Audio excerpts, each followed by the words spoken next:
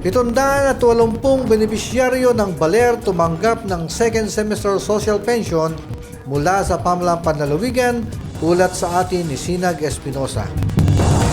Sa patuloy na pagbibigay ng tulong pinansyal ng pamahalang panlalawigan ng Aurora sa liderato ni Governor Isidro P. Galban, na ipamahagi sa 780 na benepisyaryo mula sa iba't ibang barangay sa bayan ng Baler ang Provincial Social Pension para sa ikalawang semestre ng taong 2025 noong Biyernes, 14 ng Nobyembre, taong kasalukuyan. Ginanap ang pamamahagi sa Capitol Grounds, Barangay Suklayin, Baler, Aurora. Tumanggap sa nasabing payout na pinamahalaan ng Provincial Social Welfare and Development Office ang 610 senior citizens, 85 na persons with disabilities at 85 solo parents. Nagbigay ng mainit na pagbati at mensahe si Provincial Legal Officer Attorney Eugene De Jesus bilang kinatawan ni Governor Sid Galban at pinaabot ang suporta ng punong panlalawigan sa programa at sa lahat ng mga benepisyaryo. Layunin ng ganitong programa na patuloy na maipaabot ang tulong ng pamahalang panlalawigan sa lahat, lalo't higit sa mga sektor ng lipunan na mas nangangailangan ng suporta at serbisyong puno ng sigla at galak.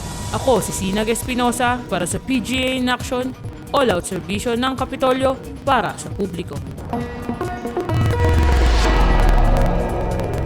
Maraming salamat, Sinag Espinosa. Aurora, ginawaran ng 5 milyong pondo para sa halfway house, pinagtitibay ang pagsusulong ng kapayapaan at pagbabagong buhay ng mga dating rebelde.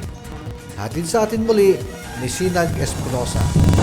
Nakamit ng pamahalang panlalawigan ng Aurora ang isang makabuluhang tagumpay sa patuloy nitong hangarin na isulong ang kapayapaan at paunlarin ang mga komunidad matapos nitong matanggap ang 5 milyong pondo para sa pagtatayo ng isang halfway house para sa mga dating rebelde. Pinagkaloob ang naturang pondo sa ginanap na We Strive E-Clip National Summit noong 13 hanggang 14 ng Nobyembre taong kasalukuyan sa Hotel Lucky Chinatown sa Maynila. Tinanggap ni DILG Aurora Provincial Director Ener Cambroneros, CESA 5, kasama si Ms. Shalom Dadero, Social Welfare Officer 2 mula sa Provincial Social Welfare and Development Office, ang nasabing pondo bilang kinatawan ng lalawigan. Ang itatayong halfway house ay magsisilbing ligtas at maaliwalas na kanlungan para sa mga dating rebelde na nais magsimula ng panibagong buhay.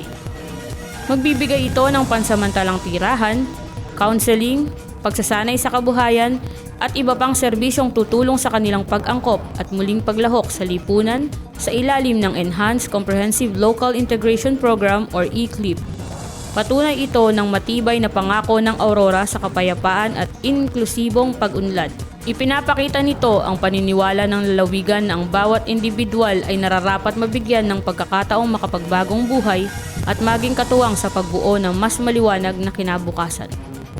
Sa pagtatayo ng halfway house, muling pinagtitibay ng pamahalang panlalawigan ng Aurora kasama ang DILG, PSWDO at iba pang katuwang ang malinaw na mensahe.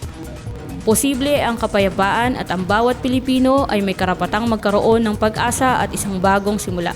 Ako si Sinag Espinosa para sa PGA in Action, all-out serbisyo ng Kapitolyo para sa publiko.